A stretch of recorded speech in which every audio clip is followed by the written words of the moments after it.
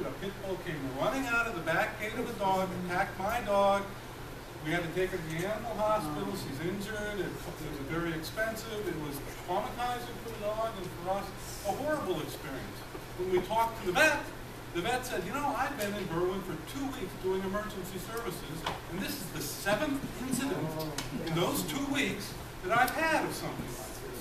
When we talked to animal control said, gosh, this is the 2nd incident today. Just astonishing the scope of the problem that we have with this in Berwyn.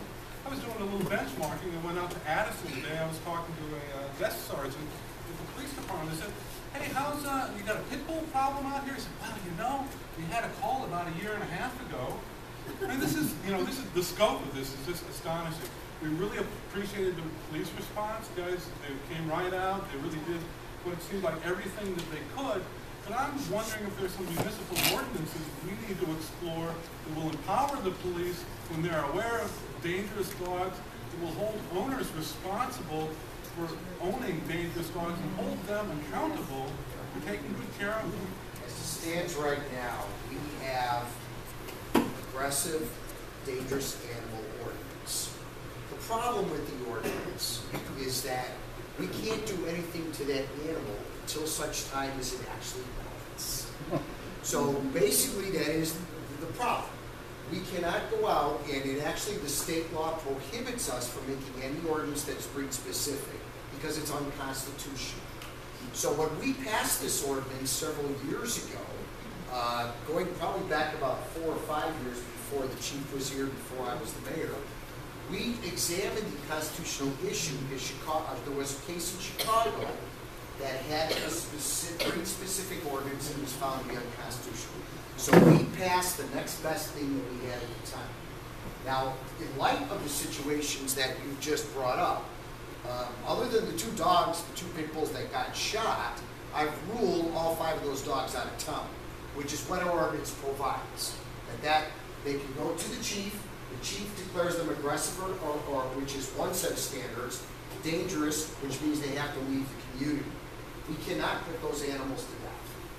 It has to leave the community, and it has to be reported to us where that is so we can report it to the next community. Then the people have the right to appeal the chief's decision and come to me.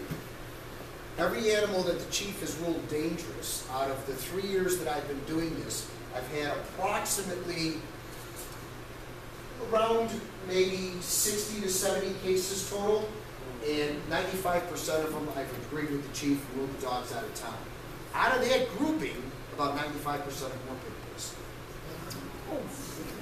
So what I did was, now I'm the vice president of the West Central Municipal Conference also, which is a conference of mayors all around the area. We have mayors not just from the west central part of Cook County, but also many associate members from the northern and southern district, because our conference is so aggressive. I put forward to that conference a survey for all the surrounding communities to see what other ordinances are out there. The only ones that I've been able to find to date are simply similar to ours. I did find one in Maywood that put certain restrictions upon a pit bull, but we're trying to test the constitutionality of that. So I'm waiting for that information to come back because you're right, the last 2 weeks have been horrendous. In fact, that house that had those 2 pit bulls had a new pit bull in there the very next day. Oh. I did a little research on the ordinance, and my research indicated that the constitutionality of breed specifics has been changed in the last, I think there was a ruling in Maryland a couple of years ago that opened up the possibility for municipalities to have breed-specific laws.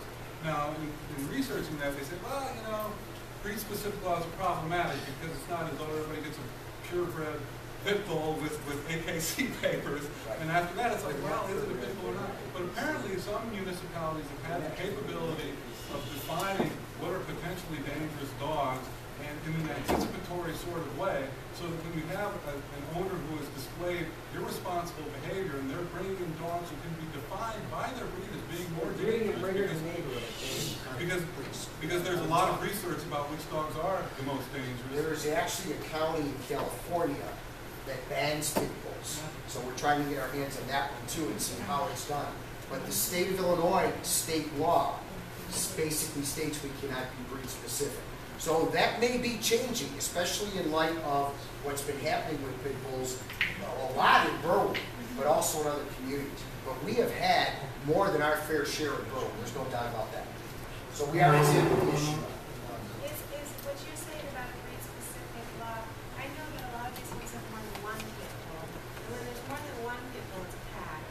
And I think that a lot of the problems, in this particular house, only one pit bull came out. The police officer got three. When ours, when they Oh, I'm attacked sorry, our dog, okay. it was just one.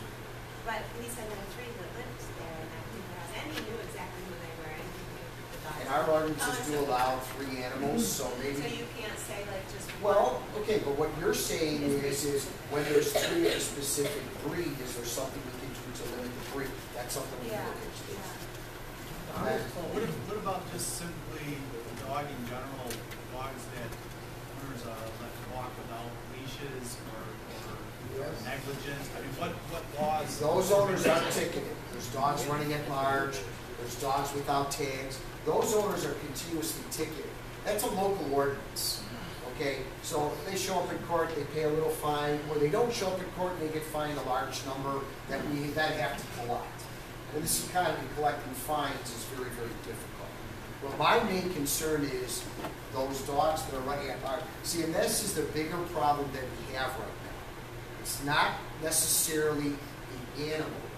It's the people that are irresponsible in owning their animals. So now the question becomes is, can I flip this around in some fashion and make it more than just a civil liability, which I can't handle? That would be the person whose poor dog was killed or maimed by a pit bull, or even you should see some of the pictures I've seen of kids who've had their skin ripped off by pit bulls. And now my question is, can I turn it around to make it more of a criminal nature against the owner of that animal? That's also part of the examination that we're doing now. Matt? By me, there's a home that has 4 pit bulls, you know? Now, 4 in one house, okay? This homeowner threatened the next door homeowner who's 8 months pregnant with 2 little children. I got a problem with that. I'd like to know, why can't we get these people to see if their pets even got their shots?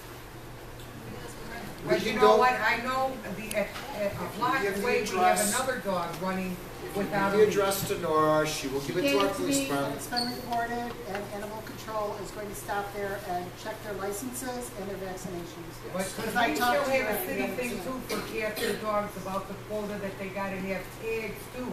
Right, So you're only allowed these 3 people go times. get Right. these dogs, they bring them home, they bark all day long, all night long, they drive us nuts.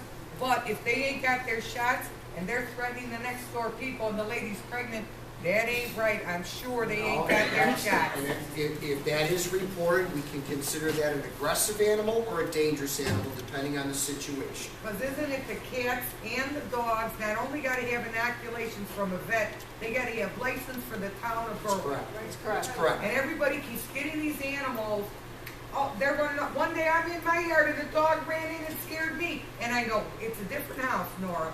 Where it came from, and this boy is slow, and it's like, where is the leash? I know the kid because he's slow mentally.